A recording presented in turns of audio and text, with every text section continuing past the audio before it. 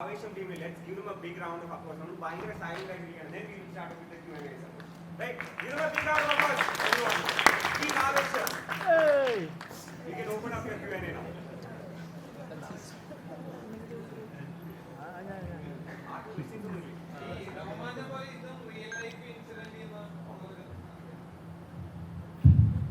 രോമാഞ്ചം പോലെ എന്ന് പറയാൻ പറ്റില്ല. രോമാഞ്ചം ടോട്ടലി എൻ്റെ റിയൽ ലൈഫ് ഇൻസിഡൻറ്റിൽ നിന്ന് തന്നെ ഉണ്ടായിട്ടുള്ള സിനിമയാണ്. ഇത് ചെറുതായിട്ട് അവിടെ ഇവിടെ ഇൻസ്പയർഡ് ആയി പോയിട്ട് ഉണ്ടെന്നുള്ളൂ ഉള്ളൂ. ചില അനുഭവങ്ങൾ കഥയാക്കി വലുതാക്കി സിനിമയാക്കി എന്നുള്ളതേ ഉള്ളൂ. അത് പൂർണ്ണമായിട്ടും എൻ്റെ അനുഭവം എന്നൊന്നും പറയാനൊന്നും പറ്റത്തില്ല. ഇല്ല, രോമാഞ്ചം സിനിമയായിട്ട് യാതൊരു കണക്ഷനില്ല. അല്ല, അതങ്ങനെയല്ല. അതിൽ ചെറിയൊരു കൺഫ്യൂഷൻ ഉണ്ടായതാണ്. എന്തായാലും അത് ക്ലിയർ ചെയ്തേക്കാം. അതായത് രോമാഞ്ചം സിനിമയിൽ ചെമ്പൻ ചേട്ടൻ ചെയ്ത ക്യാരക്ടർ, സെയ്ദ് എന്ന് പറഞ്ഞ ക്യാരക്ടർ ശരിക്കും അങ്ങനെ ഒരു അപ്പിയറൻസ് ഉള്ള ആളായിരുന്നില്ല. അപ്പോൾ ആ സിനിമയ്ക്ക് വേണ്ടിയിട്ട് നമ്മൾ പുള്ളിയുടെ അപ്പിയറൻസ് അങ്ങനെ ആക്കിയതാണ്. അപ്പിയറൻസും ആ സ്വഭാവവും ഈ രംഗ എന്ന് പറഞ്ഞ ക്യാരക്ടറിൻ്റെ പോലെ ഒരു സ്വഭാവം കൊടുത്തതാണ്. അപ്പോൾ ഇത് ടോട്ടലി ഡിഫറെൻ്റ് ആയിട്ടുള്ള വേറൊരു ക്യാരക്ടറാണ്. എനിക്ക് പേഴ്സണലി പരിചയമുണ്ടോ എന്ന് ചോദിച്ചാൽ നമ്മൾ ബാംഗ്ലൂർ പലയിടത്തും കണ്ടിട്ടുള്ള, മുന്നേ ഞാൻ പഠിച്ചിരുന്ന ടൈമിൽ കണ്ടിട്ടുള്ള ക്യാരക്ടറൈസിൽ നിന്ന് ഇൻസ്പയർഡ് ആയിട്ടാണ് ഈ ക്യാരക്ടറിനെ ഉണ്ടാക്കിയിട്ടുള്ളത്. അല്ലാതെ രോമാഞ്ചത്തിലെ ക്യാരക്ടറോട് യാതൊരു ബന്ധവുമില്ല.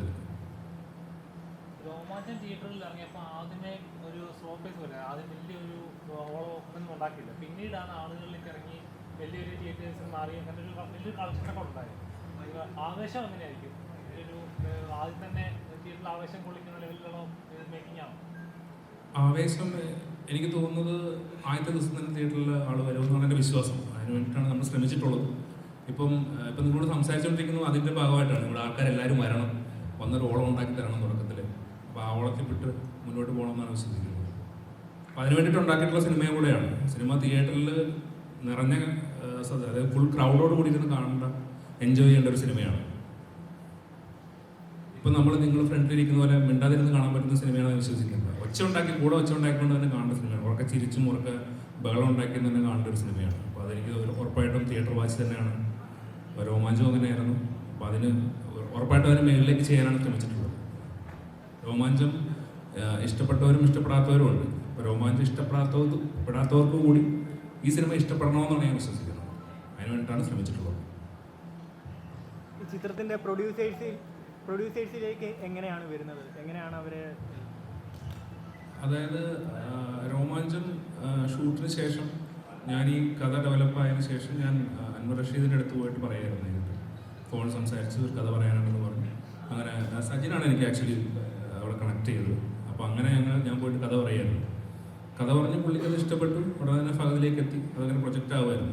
ആക്ച്വലി രോമാഞ്ചം റിലീസിന് ഞാൻ ഓൾറെഡി ആവേശത്തിൻ്റെ പ്രീ പ്രൊഡക്ഷനിലായിരുന്നു. ബാംഗ്ലൂർ ഷൂട്ട് തുടങ്ങാൻ കുറച്ച് നാളുകൾ ഉള്ളപ്പോഴാണ് രോമാഞ്ചം റിലീസാവുന്നത്. ഞാൻ ബാംഗ്ലൂരിൽ നിന്ന് വന്നിട്ടാണ് രോമാഞ്ചത്തിൻ്റെ റിലീസെല്ലാം ഇവിടെ അറ്റൻഡ് ചെയ്തിട്ട് തിരിച്ചു പോകുന്നത്. രോമാഞ്ചത്തിന് മുന്നേ തന്നെ പ്രൊജക്റ്റ് ആയിരുന്ന സിനിമയായിരുന്നു ആവേശം. ഇതിൻ്റെ ടീസർ ഇറങ്ങിയ സമയത്തും പാർട്ടിൽ ഇറങ്ങിയ സമയത്തും ഇപ്പോൾ ഇവിടെ നോർമലി ഒരു പബ്ലിക് റെസ്പോൺസ് ഒക്കെ എടുക്കുന്ന സമയത്ത് ആളുകൾ പറയുന്ന പഴയ അല്ലു അർജുൻ പടങ്ങളിലെ കാണുന്ന പോലത്തെ ഒരു ഫീൽ കിട്ടി. അങ്ങനത്തെ ഒരു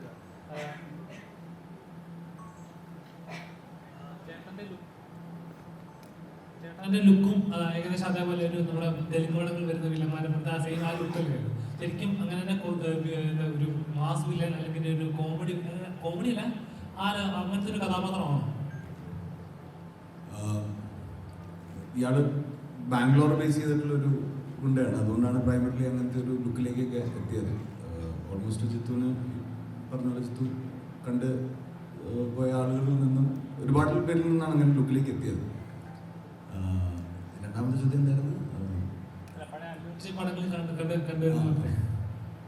അല്ല, അങ്ങനെ വേറൊരു പടം പോലെ അല്ല, പക്ഷെ അങ്ങനത്തെ ഒരു അനുഭവമാണ്, അങ്ങനത്തെ ഒരു തിയേറ്റർ എക്സ്പീരിയൻസ് ആണ് ട്രൈ ചെയ്തിരിക്കുന്നത്. നോക്കാം.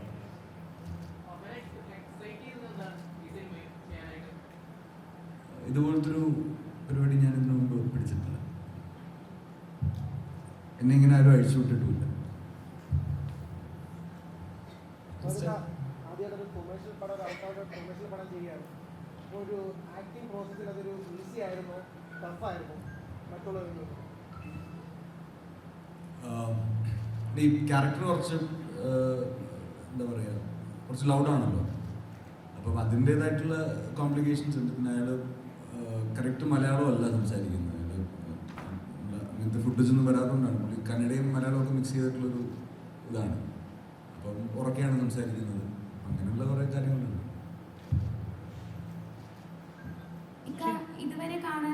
ഇതുവരെ കാണാത്ത തരത്തിലുള്ള ഒരു പ്രൊമോഷൻ രീതിയും പെർഫോമൻസുമായിരുന്നു ഇക്കാരുടെ ഭാഗത്തുനിന്ന് കാണാൻ സാധിച്ചത്. എന്തായിരുന്നു അതിന്റെ കാര്യം?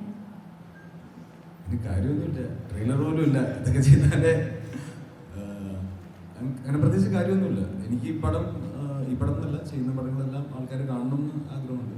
അപ്പോൾ ഇത് ഒരു ഇൻട്രോ ഈ പടത്തിന് ആവശ്യമുണ്ടെന്ന് തോന്നി. പടം കാണാൻ പോകുന്നതിന് മുമ്പ് ഈ പടത്തിനെ പറ്റി ഒരു ഇൻട്രോ ആൾക്കാർക്ക് കൊടുക്കണമെന്ന് തോന്നി. ഈ പടത്തിലുള്ള ഇക്കാടെ ഒരു കോൺഫിഡൻസ് ആണോ ഈ ഒരു പ്രൊമോഷൻസിലേക്ക് ഒരു ഭയങ്കര പോസിറ്റീവ് വൈബ് കാണാറുണ്ട്?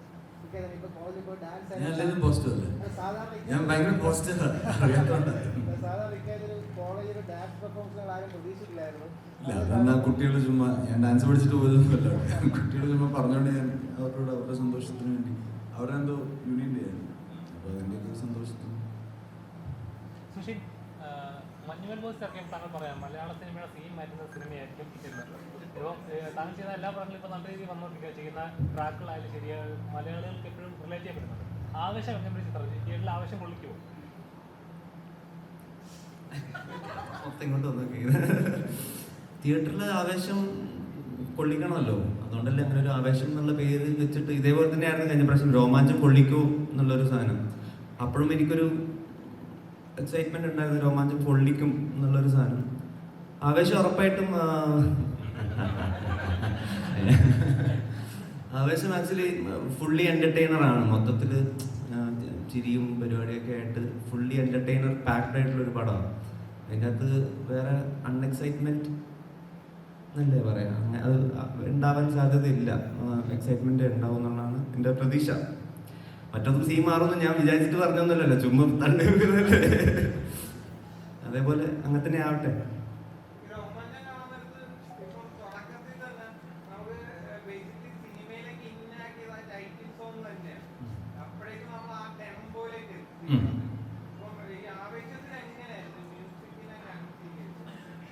ആവേശത്തില് രോമാഞ്ചത്തിലുള്ള പോലെ, രോമാഞ്ചത്തിൽ ഇപ്പൊ അങ്ങനെ ഒരു ട്രാക്കൊക്കെ അങ്ങനെയുള്ളൂ. ഇതിലുള്ള മിക്ക ട്രാക്സും അങ്ങനെ ഫുള്ളി അത്യാവശ്യം ടെമ്പോ ഉള്ള ട്രാക്സ് തന്നെയാണ് ചെയ്തിരിക്കുന്നത്. അതും ഈ പറഞ്ഞ പോലെ അങ്ങനെ പാട്ടിന് വേണ്ടിയിട്ടുള്ള സിറ്റുവേഷൻസ് ഇല്ല. എല്ലാം ഒരു സ്കോർ പോലെ.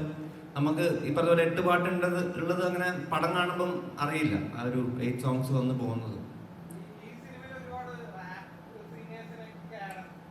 റാപ്പ് ഒരുപാടില്ല, എന്നാലും ഉണ്ട് 2-3 സോങ്സ് റാപ്പായിട്ടുണ്ട്.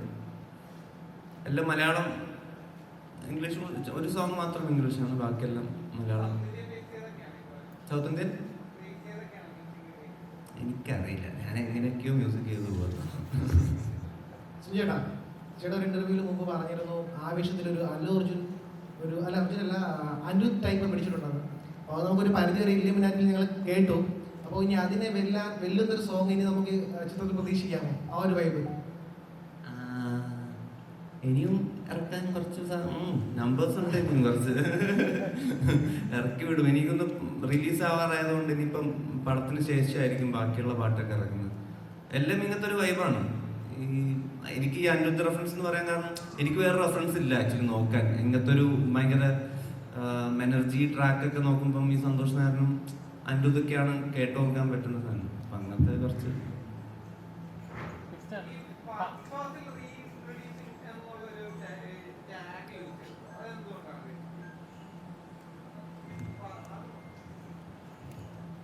ചുമ്മാ യൂസ് ചെയ്യില്ല, കാരണമൊന്നുമില്ല. ചുമ്മാ എന്തെങ്കിലും ഒരു ലൈക്ക് പറഞ്ഞല്ലോ, ഞാൻ ഇതുവരെയും ചെയ്യാത്ത സിനിമകളുടെ സ്വഭാവവും പെർഫോമൻസ് ആയാലും ഇങ്ങനെയൊരു സെറ്റിങ്ങിൽ ഇങ്ങനൊരു എന്താ പറയുക, ബാംഗ്ലൂരിൻ്റെ ഒരു കോളേജ് ലൈഫും സ്റ്റുഡൻറ് ലൈഫും വേറൊരു സൈഡാണ് നമ്മൾ എക്സ്പ്ലോർ ചെയ്തിരിക്കുന്നത്. അപ്പം അങ്ങനെയൊക്കെ മൊത്തത്തിൽ പുതുമ തോന്നിയതുകൊണ്ടാണ്.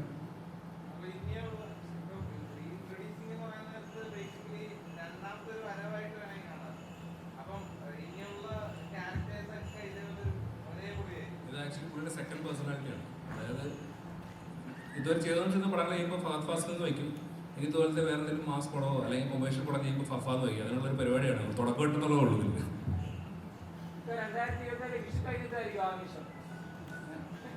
ആവട്ടെ ആവട്ടെ. അപ്പൊ ഈ ഒരു പടത്തിനകത്ത് ഈ ഡാൻസ് നമ്പർ ആയിട്ടുള്ള ഒരു പാട്ടാണ് Illuminati എന്നുള്ളത്. അപ്പൊ സാധിക്കയുടെ ഡാൻസ് സ്റ്റെപ്സ് ഒന്ന് കാണാം. കുറെ കാണാനുണ്ട്. ഒരു ദിവസം കൂടെ വെയിറ്റ് ചെയ്താൽ മതി. ഈ പറഞ്ഞെല്ലാം ഉണ്ടോ?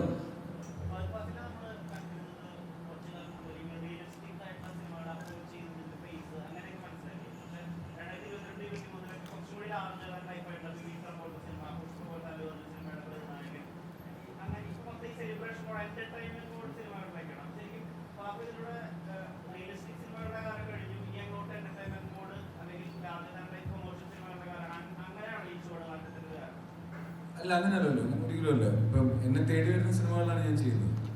അപ്പം മാക്സിമം ഓരോ സിനിമകളും ഡിഫറെൻ്റ് ആകണമെന്ന് നമുക്ക് ആഗ്രഹമുണ്ടല്ലോ.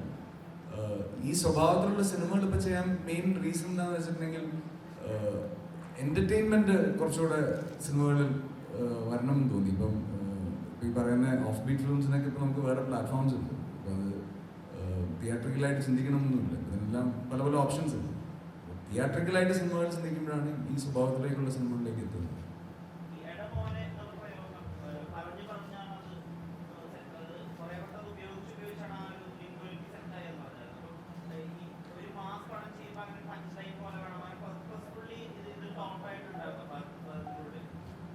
ഇല്ല ഇല്ല അങ്ങനെയൊന്നുമില്ല, നല്ല ഓർഗാനിക്കായിട്ട് സംഭവിച്ചത്.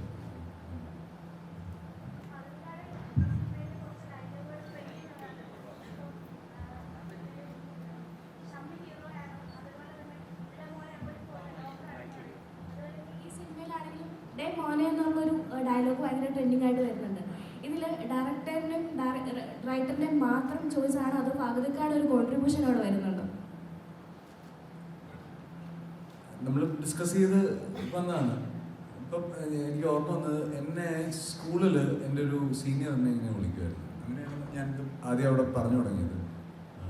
പിന്നെ നസ്രിയൊക്കെ അത് എല്ലാവരും അത് യൂസ് ചെയ്ത് തുടങ്ങി സെറ്റിൽ ഭയങ്കര കോൺസ്റ്റൻ്റ് ആയിട്ട്. ഇപ്പോൾ ഒരുപാട് സോഷ്യൽ മീഡിയ വളരെ ആക്റ്റീവ് ആയിട്ടുള്ള ഒരാളാണ്. ഒരുപാട് ഗേൾസ് ഫാൻസ് ഉണ്ട്. അപ്പം നോർമലി ഇങ്ങനെ ഒരു ചിത്രം ഞങ്ങൾ പബ്ലിക് പെർഫോം നടത്തുമ്പോൾ ഹിച്ചറിനെ കണ്ടു കഴിയുമ്പോഴേക്കും ഹിച്ചർ പടത്തിലുണ്ടോ? മൈക്കുണ്ടോ?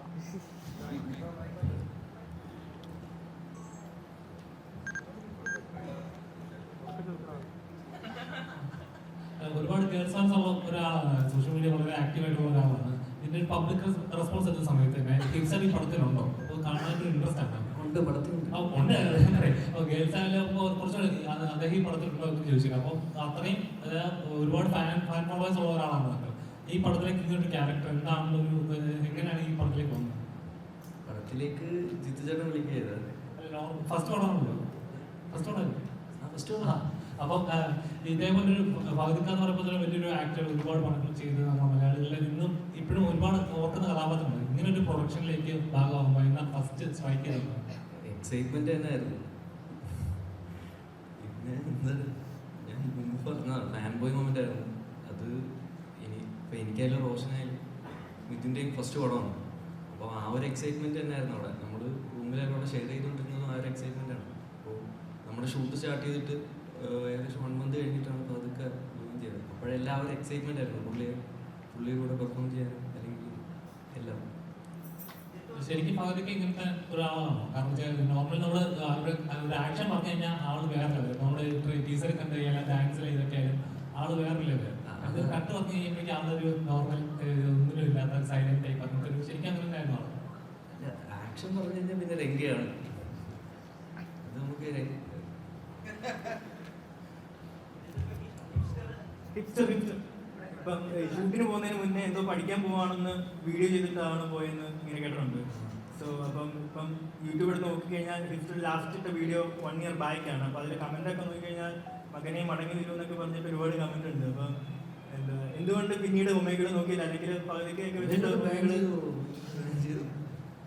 ഓക്കെ. അപ്പം ഇനി സിനിമകളായിരിക്കും കൂടുതൽ നോക്കുക, അല്ലെങ്കിൽ നേരത്തെ ഇതുപോലത്തെ ബ്ലോഗ് പരിപാടി അങ്ങനെ ആയിരിക്കും? ഞാൻ ഒരു മെയിൻലി ഇപ്പോൾ എൻ്റെ വീഡിയോസ് കഴിഞ്ഞാൽ എൻ്റർടൈൻമെൻറ്റ് മാത്രം ഫോക്കസ് ചെയ്തത്. ഒരു കോണ്ടന്റ് ക്രിയേറ്റർ എന്ന നിലയിൽ എൻ്റർടൈൻമെൻറ്റ് മാത്രം എൻ്റെ വീഡിയോസ് കാണുന്നവർക്ക് അറിയാം. അത് മാത്രം ഫോക്കസ് ചെയ്യുന്നത്.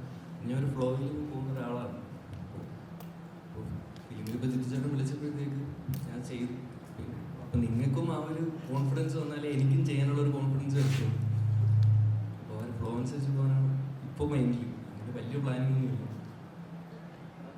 അജിത്ത് ഇപ്പോൾ ഒരു കാര്യം പെട്ടെന്ന് പറഞ്ഞിട്ട് ഇവര് മൂന്നുപേരുമാണ് ഈ സിനിമയിലെ ഹീറോ. ഏറ്റവും ബുദ്ധിമുട്ടുണ്ടായിരുന്നത് ഇവരെ മൂന്നുപേരെയും ബാംഗ്ലൂർ പുറത്ത് ഷൂട്ട് ചെയ്യാനായിരുന്നു. കാരണം ഹിപ്സ്റ്ററിനെ കണ്ട ആൾ കൂടിയ ഷൂട്ട് നടക്കത്തില്ല. അപ്പോൾ അത്രയും 1 million സബ്സ്ക്രൈബേഴ്സൊക്കെ നമ്മൾ സെറ്റിലല്ലേ. അപ്പം ഞങ്ങൾക്കും ഇത് ഭയങ്കര പുതിയൊരു എക്സ്പീരിയൻസ് ആയിരുന്നു. എനിക്ക് പ്രത്യേകിച്ച് ഞാൻ ആദ്യമായിട്ടാണ് ഇങ്ങനെ ഒരു ഇത്രയും എന്താ പറയുക യങ്സ്റ്റേഴ്സായിട്ട്, അതും ഇൻഡിവിജ്വലി അവരുടേതായിട്ടുള്ള കാര്യങ്ങൾ ചെയ്തുകൊണ്ടിരിക്കുന്ന ആൾക്കാർക്കൊക്കെ ഇൻട്രാക്ട് ചെയ്ത് കുറേ നാൾ 3-4 മാസം ഞാൻ ഒരുപാട് കൊണ്ടുപോയി. Thank you. ഇതിപ്പോൾ രോമാഞ്ചം OTT റിലീസിന് ശേഷം രോമാഞ്ചം കണ്ടിട്ട് ചീ വരുന്നില്ല എന്ന് പറഞ്ഞ് വലിയ രീതിയിൽ വിമർശനങ്ങളുണ്ടായിരുന്നു.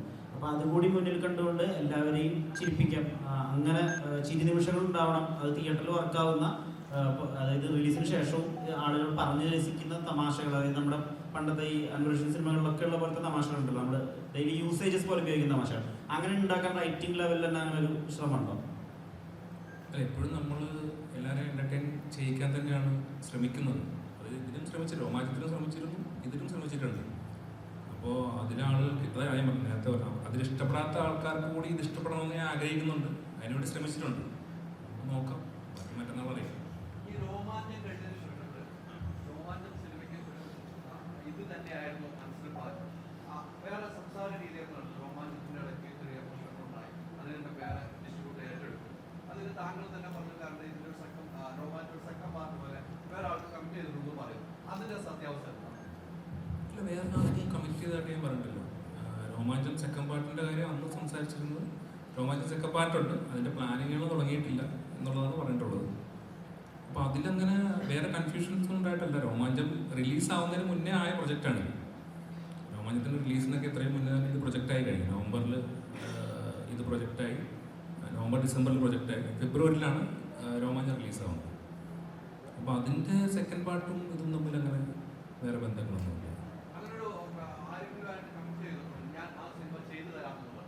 അങ്ങനെ യാതൊരു കമ്മിറ്റ്മെൻറ്റ്സും ഇല്ല. അല്ല, എനിക്ക് അങ്ങനെ അതിലും അതിനെക്കുറിച്ച് അത്രയും ഒരു വളരെ സെക്കൻഡ് പാർട്ട് എന്താണെന്ന് പോലും പൂർണ്ണമായിട്ട് തീരുമാനമായിട്ടില്ല. ഒരു സ്ക്രിപ്റ്റ് ആവാതെ ഒരിക്കലും കമ്മിറ്റ്മെൻറ്റിലേക്ക് പോകില്ലല്ലോ. സജിൻ, ഇപ്പം നമുക്ക് ലളിത ചേച്ചിയൊക്കെ നരേറ്റ് ചെയ്തിരുന്നു നാഗവല്ലി എന്താണ്. അപ്പം നമ്മൾ ടീച്ചറിൽ കണ്ട അത് അപൂർവമായിട്ട് ഒരു ക്യാരക്ടറെ നരേറ്റ് ചെയ്യാൻ കിട്ടുന്ന ഒരു അവസരം അപൂർവമായിട്ടാണ് ഒരു ആക്ടറിന് കിട്ടുക. അപ്പൊ ഈ ചിത്രത്തിൽ അങ്ങനത്തെ ഒരു അവസരം കിട്ടിയിട്ടുണ്ടല്ലോ. ബേസിക്കലി രംഗണ്ണ ആരാണെന്ന് നരേറ്റ് ചെയ്യുന്നുണ്ടല്ലോ. എന്നെ സംബന്ധിച്ച് ഭാഗ്യമാണ് അങ്ങനെ ചെയ്യാൻ പറ്റിയത്. അത് പക്ഷേ ടീച്ചറിൽ വരും നമുക്ക് അറിയാൻ പാടില്ലായിരുന്നു. പടത്തിൽ ഓൾറെഡി അങ്ങനെ ചെയ്തു, ടീച്ചറിൽ കട്ട് ചെയ്തിട്ട് നമുക്ക് സന്തോഷം.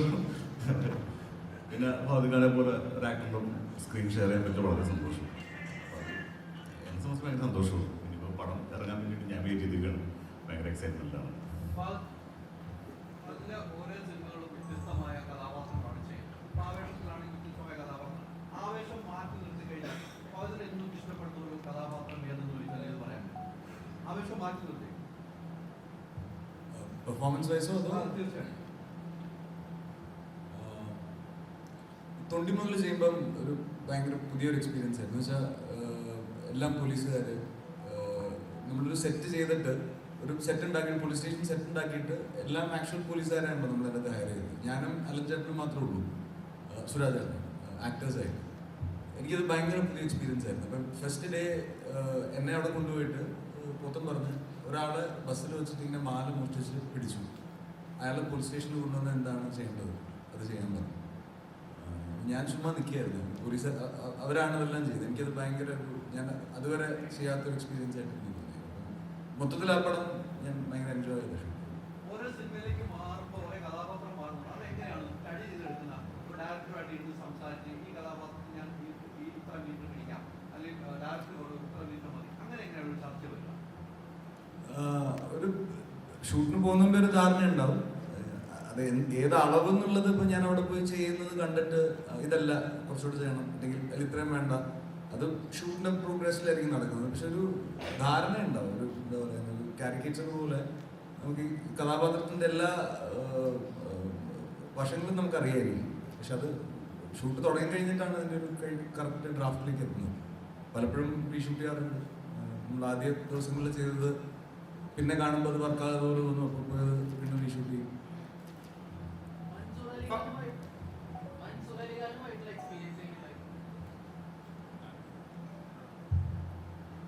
എനിക്ക് മുമ്പ് അറിയാവുന്നതാണ്, ഞാൻ വേലക്കാരനൊക്കെ വർക്ക് ചെയ്തിട്ട് എനിക്ക് കുറച്ച് മുമ്പ് അറിയാവുന്നതാണ്. എനിക്ക് അന്നും ഇന്നും ഞാൻ പുള്ളിയോടുള്ളപ്പോൾ ഞാൻ ഒരുപാട് ചിരിക്കാറുണ്ട്. എനിക്ക് അറിയാവുന്ന എന്നെ ഒരുപാട് ചിരിപ്പിക്കുന്നവരാണ്. ഇപ്പൊ ഈ ചിത്രം ആവേശം അനൗൺസ് ചെയ്ത മുതൽ ഒരു ഹൈപ്പ് ക്രിയേറ്റ് ചെയ്തിരുന്നല്ലോ. ഇപ്പം അതിനുശേഷം ഇത് വേറൊരു ടൈപ്പ് പരിപാടിയാണെന്ന് സുഷിൻ പറഞ്ഞപ്പോഴൊക്കെ ഒരു ഹൈപ്പ് ക്രിയേറ്റ് ചെയ്തു. അപ്പൊ അതിന്റെ ലുക്കിലൊക്കെ ഒരു ഹൈപ്പ് ക്രിയേറ്റ് ചെയ്തു. അത് കഴിഞ്ഞിട്ട് ഒരു ദിവസം കൊണ്ട് ധ്യാൻ വന്ന് രാവിലെ മുതൽ വൈകുന്നേരം വരെ ഇന്റർവ്യൂ കൊടുത്തിട്ട് ആ സീൻ മൊത്തം ധ്യാൻ കൊണ്ടുപോയി, ആ ഹൈപ്പ് മൊത്തം ധ്യാൻ കൊണ്ടുപോയി. അതിനെങ്ങനെയായിരുന്നു നോക്കിയത്? നല്ല കാര്യം, എനിക്കെന്താ ചെയ്യാൻ പറ്റില്ല, അത് നല്ല കാര്യം. എനിക്ക് എൻ്റെ സിനിമയെ പറ്റി സംസാരിക്കാൻ പറ്റുള്ളൂ. അപ്പോൾ അത് മറ്റന്നാൾ റിലീസാവും. അത് റിലീസായിട്ട് ആൾക്കാർ ഇന്റർവ്യൂ ഒക്കെ കാണാം. ധ്യാൻ്റെ ഇന്റർവ്യൂ കാണാം.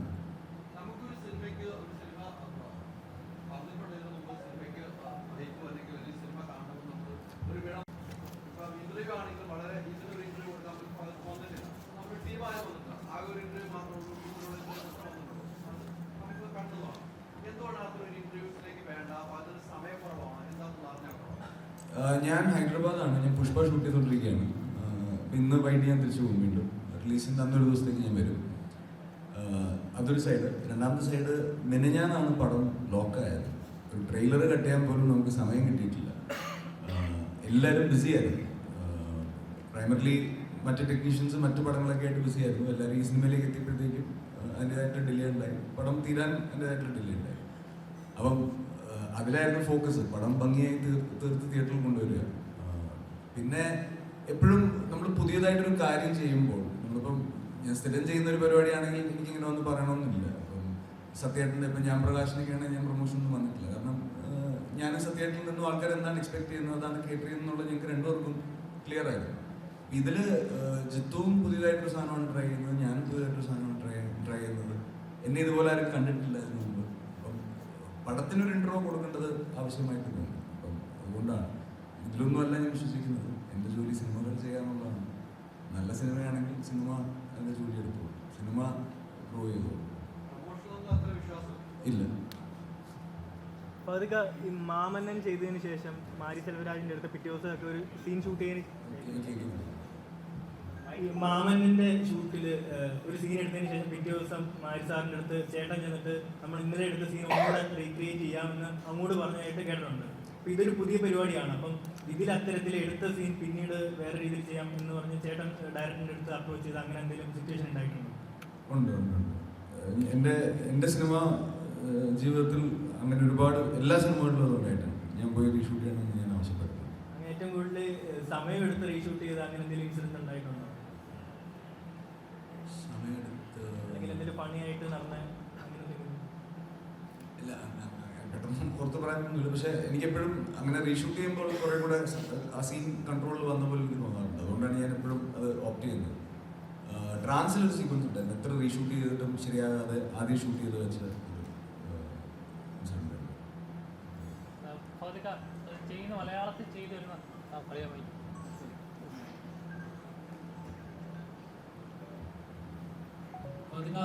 മലയാളത്തിൽ ഒരു സെറ്റ് ഓഫ് കഥാപാത്രങ്ങൾ ചെയ്തു വെച്ച് മലയാളി പ്രേക്ഷകർ ഫാദിക്ക എന്ന് പറയുമ്പോൾ ഇതിൻ്റെ കഥാപാത്രങ്ങളാണ് നമുക്ക് പ്രതീക്ഷിക്കാം എന്ന് ഒരു എക്സ്പെക്ടേഷൻ നിൽക്കുന്ന സമയത്ത് തമിഴിൽ പോയി വേറെ ലെവൽ ഓഫ് കഥാപാത്രം വില്ലനായിട്ടാണെങ്കിൽ ശരി, പുഷ്പയിലെ കഥാപാത്രമായി ശരി, ഇങ്ങനെ എന്നെ കൊണ്ട് പറ്റുമെന്ന് തെളിയിച്ചു. അപ്പോൾ മലയാളത്തിൽ അതേപോലത്തെ ഒരു മാസ് വില്ലൻ അങ്ങനത്തെ ഒരു ടൈപ്പ് ഓഫ് കഥാപാത്രം ചെയ്യാൻ ആഗ്രഹമുണ്ടോ? അതോ ഇപ്പോൾ പോകുന്ന പോലത്തെ ട്രാക്ക് തന്നെ ചെയ്യാനുള്ള ആഗ്രഹം? ഇല്ല, അങ്ങനെ ഒരു സിനിമ ഒത്തു വന്നാൽ ചെയ്യും. ചർച്ചകളുണ്ട്. വേറൊരു ഹീറോ മലയാളികൾക്കൊരു സെറ്റിൽമെന്റ് ഉള്ളൂ. ഒരാളിങ്ങനെ ഫിക്സ് ചെയ്ത് കഴിഞ്ഞാൽ പെട്ടെന്ന് അത് ബ്രേക്ക് ചെയ്ത് മലയാളത്തിൽ തന്നെ നിയമം അത് സെറ്റ് ആവുമോ, ചേരുന്നുണ്ടോ? പെട്ടെന്നൊരു ബ്രേക്ക് അപ്പോൾ ഒരു അന്യഭാഷയിൽ ചെയ്ത് കാണുമ്പോൾ വാവും എന്ന് തോന്നും. നമ്മുടെ സ്വന്തം ഭാഷയിൽ ചെയ്യുമ്പോഴേക്കും അത് ചേരുമായിരുന്നോ, പുള്ളിക്കാരൻ ഈ സോണല്ലേ സേഫ് ആയിട്ടുള്ളത് എന്നൊരെപ്പോഴും നമ്മൾ പറയാറുണ്ട്. അങ്ങനൊന്നും ഇല്ലാന്ന് തോന്നുന്നു. എന്തായാലും എനിക്ക് അങ്ങനെ ഒരു സിനിമ ഞാൻ ചെയ്ത് കഴിഞ്ഞാലേ ആൾക്കാർ എങ്ങനെ റിയാക്ട് ചെയ്യുന്നുള്ളത് എനിക്ക് കറക്റ്റ് അറിയാൻ പറ്റുള്ളൂ.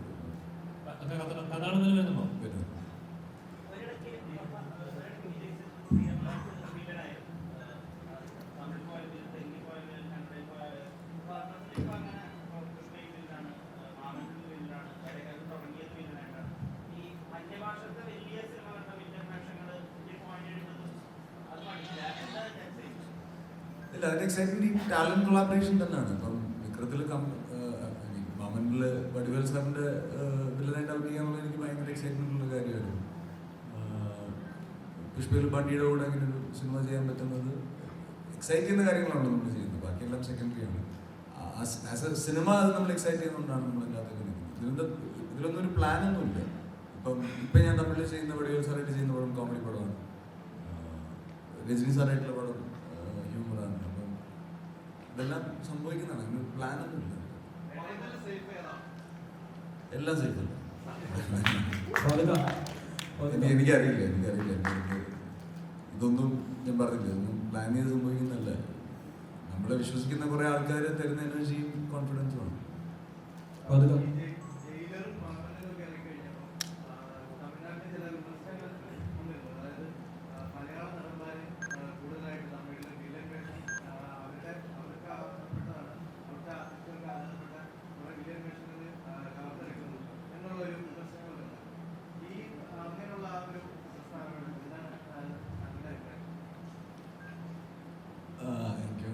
ചെറിയ ഒരു ഡിസ്കഷൻസ് ഉണ്ടായിട്ടുള്ളതെന്ന് തോന്നുന്നത്. അങ്ങനെ അത് കഴിഞ്ഞിട്ടാണ് എനിക്ക് ഏറ്റവും കൂടുതൽ തമിഴിൽ സിനിമകൾ വന്നിട്ടുള്ളത്. ഇപ്പോഴും തമിഴിൽ നിന്നാണ് ഏറ്റവും കൂടുതൽ സിനിമകൾ വരുന്നത്. അങ്ങനെയൊന്നുമില്ല, എല്ലാവരും എന്താ പറയുക, ഒരു നേരത്തെ പറഞ്ഞ ടാലന്റ് കൊളാബറേഷൻ ആയിട്ട് അതിനെ കാണുന്നുള്ളൂ. അല്ലാതെ നമ്മളവിടെ പോയി തമിഴ് സിനിമ ചെയ്ത് തമിഴ് സിനിമ എന്നേക്കും മാറ്റാനൊന്നും ഉള്ളൂ. അവിടെ പോയി നമ്മുടെ ഫ്രണ്ട്സ് വിളിക്കുന്നു. എന്നെ സംബന്ധിച്ചോളം എനിക്കിപ്പം കമൽ സാറായിട്ടുള്ള റിലേഷൻ, രജനി സാറായിട്ടുള്ള റിലേഷൻ ഒക്കെ ഇങ്ങനെ പോയി സിനിമകൾ ചെയ്തിട്ടുള്ളതുകൊണ്ടാണ് ഞാനതെല്ലാം വളരെ പോസിറ്റീവായിട്ടാണ്. എൻ്റെ പേര് ഫാസിൽ എന്നാണ്. എൻ്റെ ചോദ്യം ടീച്ചറിൻ്റെ സമയത്ത് എൻ്റെ ജീവിതത്തിൽ എനിക്ക് ഏറ്റവും പേടിയുള്ള കാര്യമാണ് ഫാസിൽ എന്ന് ചോദ്യം ചെയ്യുക. അപ്പോൾ അത് ഉമ്മയോടൊക്കെ പറഞ്ഞിട്ട് ഞാൻ വീട്ടിൽ പോകുള്ളൂ. എന്നോട് ചോദ്യങ്ങളൊന്നും ചോദിക്കരുത് എന്ന് പറഞ്ഞിട്ട് ഞാൻ വീട്ടിൽ പോകുന്നത്. ടീച്ചറിൻ്റെ ചില കട്ടുകൾ രാജമണിക്കിന് ചെറിയൊരു റെഫറൻസ് പോലെ കാണിക്കുന്നുണ്ട്, സ്പെക്ടായാലും സ്ലാങ്ങിൻ്റെ ചെറിയൊരു കാര്യം. അപ്പോൾ ഇതിൻ്റെ എങ്ങനെ ബ്രീഫ് ചെയ്യാൻ നേരത്ത് അൻവർക്കാട് എന്തെങ്കിലും ടിപ്സോ അങ്ങനെ കാര്യങ്ങൾ എന്തെങ്കിലും ഉണ്ടായിരുന്നോ? ഇല്ല, രംഗ ആദ്യം എന്നോട് പറയുമ്പോൾ തന്നെ രംഗ ഇങ്ങനെയൊക്കെ ആയിരുന്നു എന്നുള്ളത് ജിത്തു ക്ലിയർ ആയിട്ട് പറഞ്ഞു. എന്നോട് കഥ പറയുമ്പോൾ തന്നെ രംഗ വെള്ളയൊക്കെ ഇട്ട് ഗോൾഡൊക്കെ ഇടുന്നൊരു ആൾ തന്നെയായിരുന്നു. പിന്നെ ഈ മീശയും ഹെയർ സ്റ്റൈലൊക്കെ നമ്മൾ പിന്നെ ഒരു ലുക്കിലേക്ക് എത്താൻ വേണ്ടി അങ്ങനെ ഡിസ്കസ് ചെയ്ത് ഡ്രൈവ് ചെയ്തു. അല്ലാതെ വേറൊരു സിനിമയുടെ റെഫറൻസ് വെച്ചിട്ട് ചെയ്തതാണ്.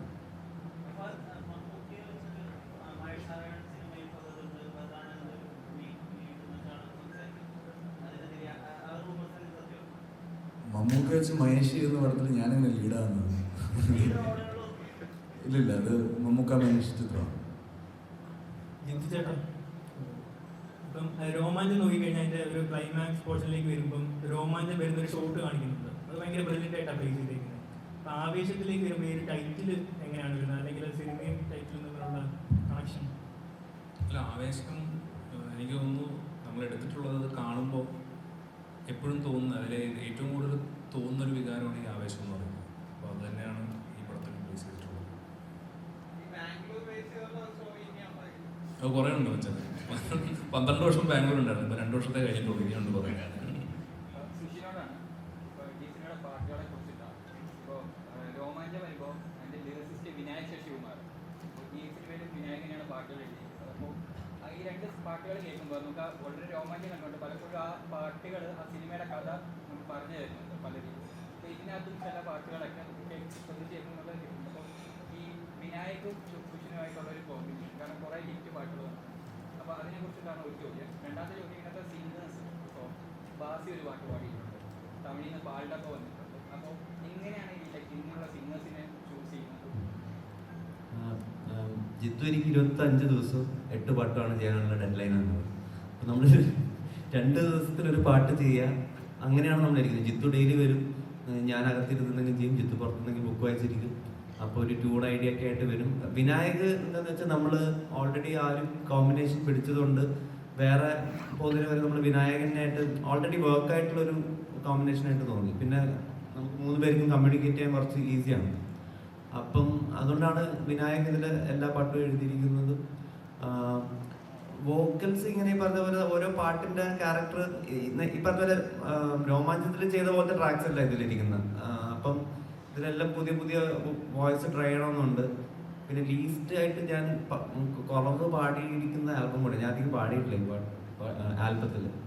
പിന്നെ പാൽഡബിലോട്ടൊക്കെ പോകുന്നത് നമ്മൾ ഓരോ സോങ്ങിന്റെ വൈബ് അനുസരിച്ചിട്ട് നമ്മൾ രണ്ടുപേരും ഇരുന്ന് ഓരോ ആൾക്കാരെ തപ്പും. ഒരു വൈറ്റ് ബോർഡ് ഉണ്ടായിരുന്നു, അതിൻ്റെ അകത്ത് ഇങ്ങനെ ഇരുന്നിട്ട് ഇങ്ങനെ എഴുതി വരും ആരൊക്കെ ട്രൈ ചെയ്യാം. ബാസിനെ കൊണ്ട് ജാട പഠിക്കണമെന്ന് എനിക്ക് എന്തോ ഭയങ്കര ആഗ്രഹം ഉണ്ടായിരുന്നു. ബാസിയുടെ ജാട എനിക്ക് ഭയങ്കര ഇഷ്ടമാണ്. അതുകൊണ്ട് സുഷിൻ മഞ്ഞുമല്ല് മഞ്ഞുമല്ല് എന്താ വേടനായിട്ട് കൊളാബറേറ്റ് ചെയ്തു. ഇപ്പം ഇതിൽ നോക്കുമ്പോൾ ഡബ്സി ആയിട്ട് വർക്ക് ചെയ്തിട്ടുണ്ട്. അപ്പോൾ ഇവരോടൊപ്പം ഒക്കെ വർക്ക് ചെയ്ത് കഴിഞ്ഞപ്പോൾ ഉള്ള ആസ് എ മ്യൂസിക് ഡയറക്ടർ ഉണ്ടായ ഒരു ചേഞ്ച് എന്താണ്?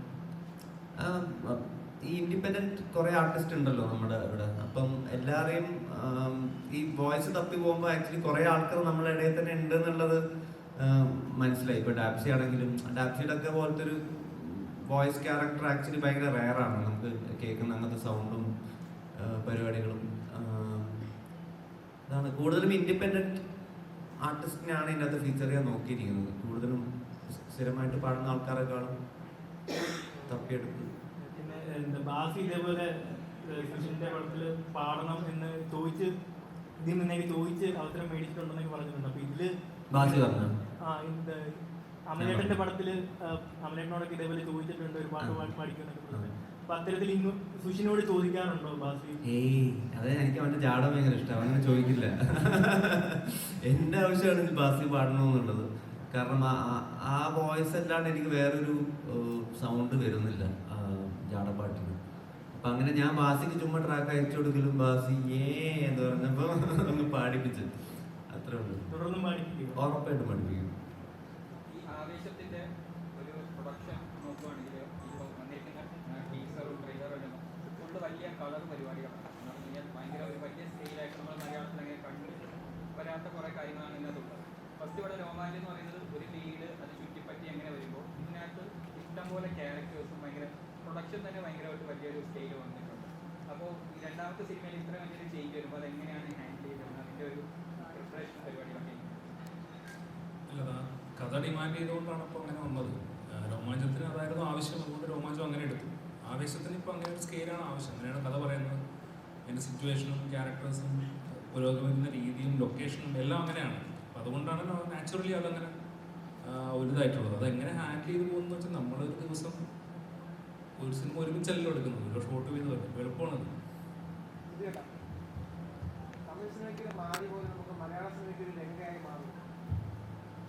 മലയാള സിനിമയ്ക്ക് ഉറപ്പായിട്ടും ലങ്കയായിട്ട് മാറും. ജിത്തു, ഇപ്പോൾ നമ്മുടെ തമിഴിലും തെലുങ്കിലൊക്കെ നമ്മൾ ടൈറ്റിൽ കാർഡ്സ് വല്ലാതെ സെലിബ്രേറ്റ് ചെയ്യുന്നതാണ്. ഇപ്പോൾ സൂപ്പർ സ്റ്റാർ ചെയ്യാൻ എഴുതി വരുന്ന പോലെ മലയാളത്തിൽ അങ്ങനെയില്ല. അപ്പോൾ ആവേശത്തിൽ അങ്ങനെ ഫാഫയ്ക്ക് ഒരു ടൈറ്റിൽ ഉണ്ടാവും. അതൊക്കെ പടം കാണുമ്പോൾ ഫാഫയ്ക്ക് ഇങ്ങനെ ടൈറ്റിൽ എന്നൊക്കെ ഉള്ളത് പടം കാണുമ്പോൾ കാണുന്നതായിരിക്കും നല്ലതെന്ന് തോന്നുന്നു. എന്നാലും ഫാൻസ് സെലിബ്രേറ്റ് ചെയ്യാനൊക്കെ ഒരു ടൈറ്റിൽ അങ്ങനെ ഉണ്ടാവുന്നത് ഈ പറഞ്ഞ തിയേറ്റർ ഡിസൈനിന് എളുപ്പമായിരിക്കും. അതൊന്നും ഫാൻസ് സെലിബ്രേറ്റ് ചെയ്യണ്ട, സിനിമ സെലിബ്രേറ്റ് ചെയ്യാൻ.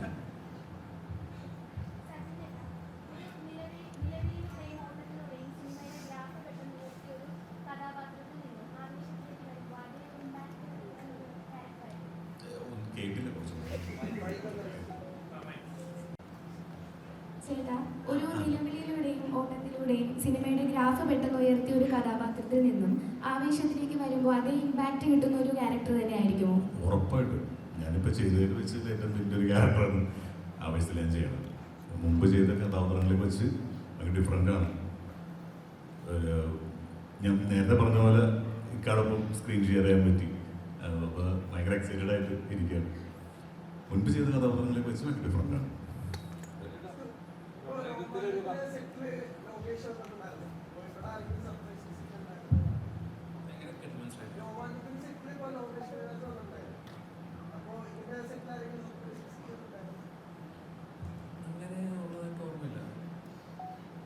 സജീവ് ഗോപു ഈ ബ്രഹ്മയുഗത്തിൽ നല്ലൊരു കഥാപാത്രത്തെ വന്നിട്ട് അത് മാറ്റി നിർത്തിയിട്ടാണ് ആവേശത്തിലേക്ക് വന്നു പറഞ്ഞു കേട്ടിട്ടുണ്ട്. അതേപോലെ നല്ല രീതിയിൽ ജിം വർക്കൗട്ടൊക്കെ ചെയ്തിട്ടാണ് ഈ കഥാപാത്രത്തിലേക്ക് വന്നെന്ന് കേൾക്കുന്നുണ്ട്. എങ്ങനെയുണ്ടായിരുന്നു ആവേശം? ബ്രഹ്മയുഗം മാത്രമല്ല, കുറേ സിനിമകൾ മാറ്റി വെച്ചിട്ടാണ് ആവേശം ചെയ്തത്.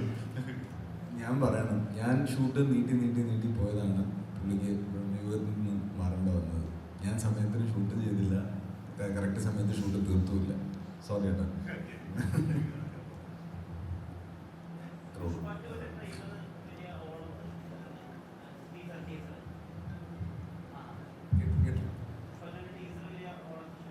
പുഷ്പ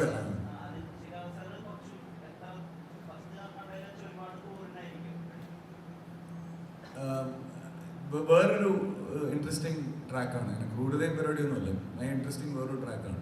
രസമാണ്.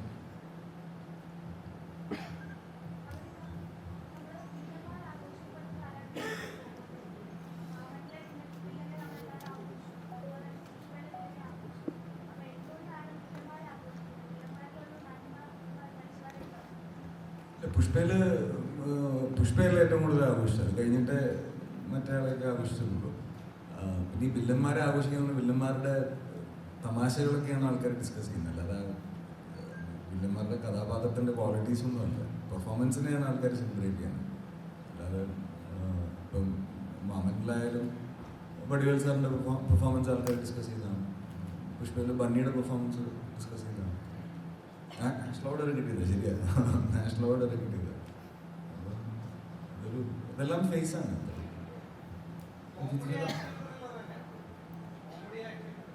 ആവേശം പറയാം,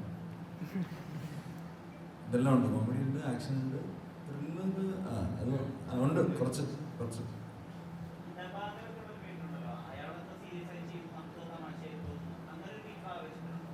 ഒറ്റ ദിവസം മതി. ഈ ഫാദുക്കട ഒരു ആക്ടിങ്ങിൽ ഓരോ ചെറിയ എലമെന്റ് പോലും ഒരുപാട് ലേയേഴ്സ് നമുക്ക് കാണാൻ സാധിക്കുന്നുണ്ട് ആ കഥാപാത്രത്തിൽ.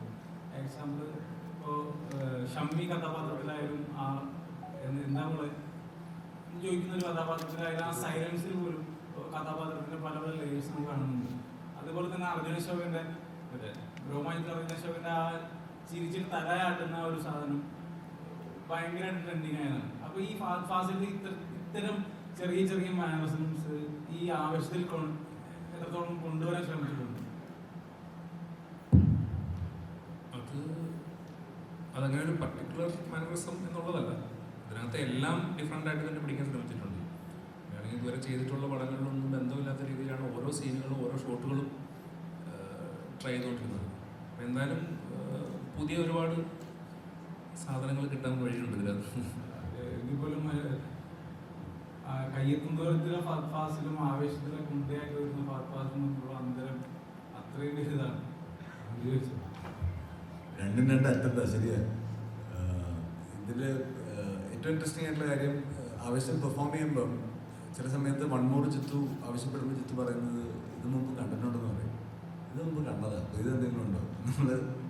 അപ്പോൾ അത്രയും കോൺഷ്യസ് ആയിട്ട് ഒരാൾ നിന്ന് നമ്മളെ ഡയറക്റ്റ് ചെയ്യുമ്പോൾ ആ ഫ്രഷ്നെസ് സ്ക്രീനിൽ ഉണ്ടാവണമെന്നാണ് പ്രതീക്ഷിക്കുന്നത്.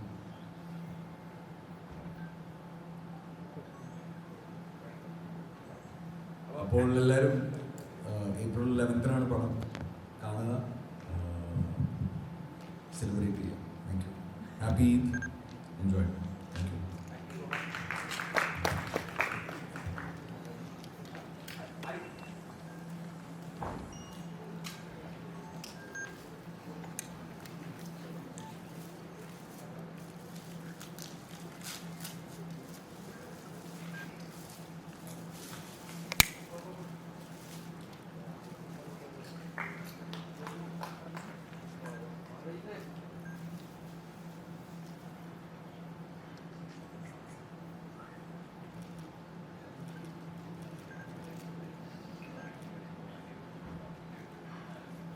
So thank you so much. So Avesham is in theaters on April 11.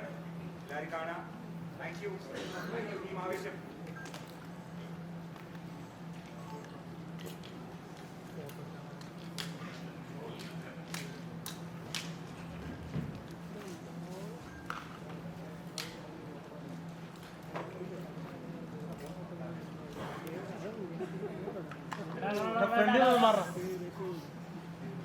Front